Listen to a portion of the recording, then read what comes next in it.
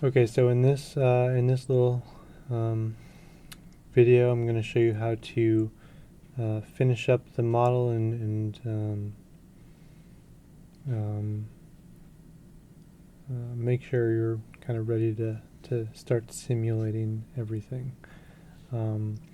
So one of the things that we need to really to look at is where the simulation parameters, and so if you go up to FDS in the top menu and you go down to the first option that says simulation parameters, it's here where you can put in a title if you want.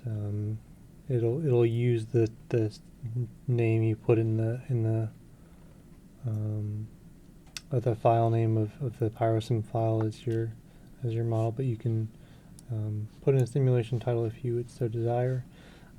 The other thing you really should do is change the end time of the simulation. So right now it's at 10 seconds, and usually you put that in there just to make sure that your model's working and there's no errors, and so you can kind of tell immediately, okay, the geometry was kind of set out correctly, the fire has started, and or it's initiating correctly. However, when you want to run a real simulation, it should be a little bit longer, and so in this case, we're going to run it for about let's say 10 minutes, so that'd be 600 seconds. I think everything else should be pretty set automatically. Output, the only thing you might want to change on the output is kind of the restart file time, especially if we're only using 600 seconds. Maybe you might want to change this to 100 seconds so you have 6 restarts just in case. This file is really used if anything goes wrong with the model. You can kind of, it's almost like a backup, and you can use this to go back to a point if you need to restart the model for any reason, or like your computer restarts and you need to go back and you don't want to do the whole simulation again. You can start from the most recent like restart file. So if your computer dies a lot, I would make it a really small number. But if you think it's nothing's gonna go wrong, then you can make it however big you want. The only problem with this is I think it takes a little bit of time to save the restart file and space. So you sacrifice a little bit of time saving a restart file, but hopefully you recover that if your machine for some reason is not working. Okay, so we're using soot mass fraction. That's what's going to show up on the smoke view file. There's a bunch of different things, like I said before, that you can change in FDS and in PyroSim, and I would not change them unless you have a good reason to, because FDS has set out some pretty good guidelines, and if you have questions about that, you should read their user guide and their technical documents, because they explain a lot of their choices and their different options in there. PyroSim has its own, and they have a help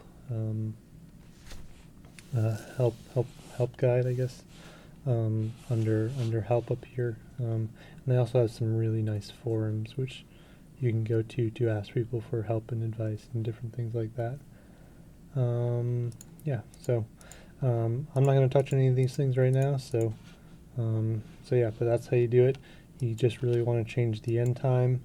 I changed the restart file, but it's really optional based on what you want to do.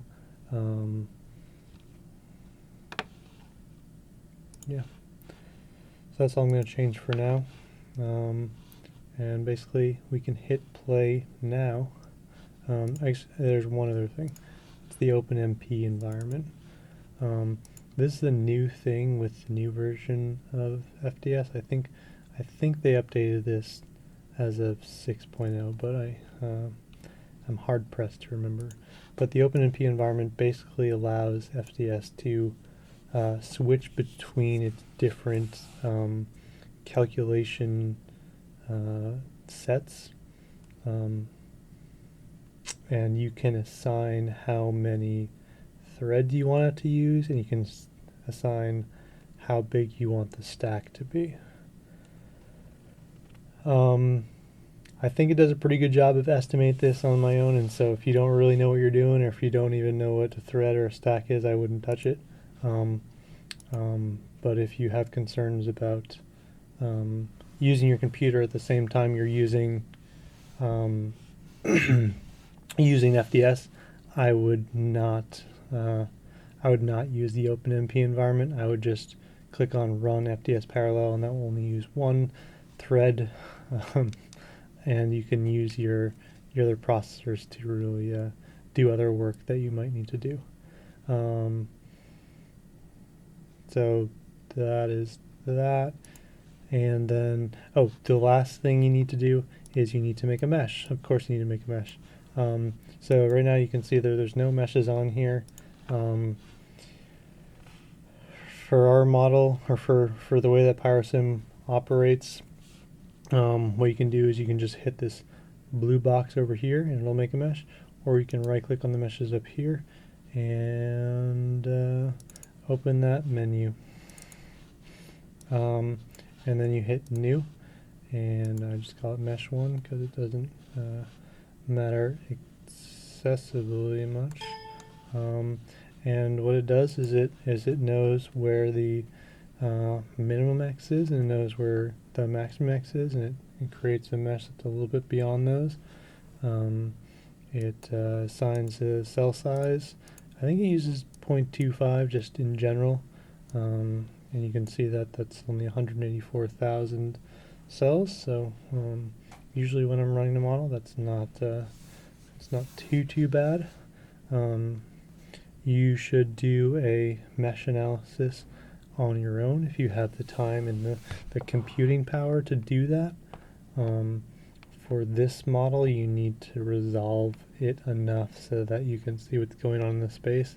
So 0.25 might not be resolved enough, but as a first pass, it's probably not the worst thing you can do.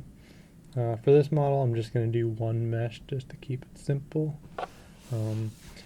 especially because it is a smaller model at this point. So just hit apply, you have your mesh, and so basically if you hit play now, then you can you're good to go. Yeah, like I said, so there's two different options. There's run FDS, and that's going to use the OpenMP environment. And so I guess I'll just show you what it does. If you run this, yeah, that's the other thing. The other thing is, like, I usually save things in a Dropbox. So if you do that, you are going to be concerned about space automatically. And so I would try to find a different space, like maybe on your desktop or something, where you know you're not going to run out of space, and save your file there to run it. But like I said, so you run FDS. Yep. And so the OpenMP thread is running. I only have 4 threads on this computer, which is essentially 4 processors, and you can observe that by opening up your task manager here, and you can see that your CPU is at 100%, so your ability to do other tasks is severely diminished. It's going to use as much of the computer resources as it possibly can. So I'm just going to stop this or kill it or whatever. You can see the geometry looks fine.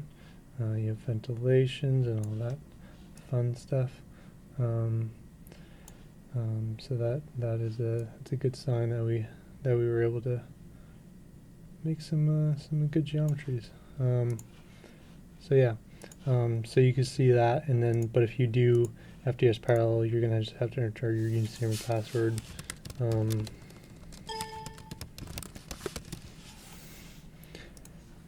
And it'll do that.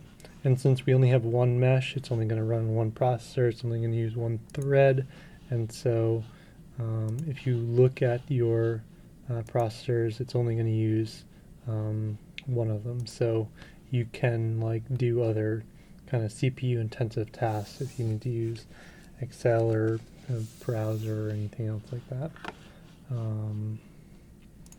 So yeah, so I mean that's working. You can see that's working. And so I'm going to kill this one as well. And so yeah, that's that. Let's see if we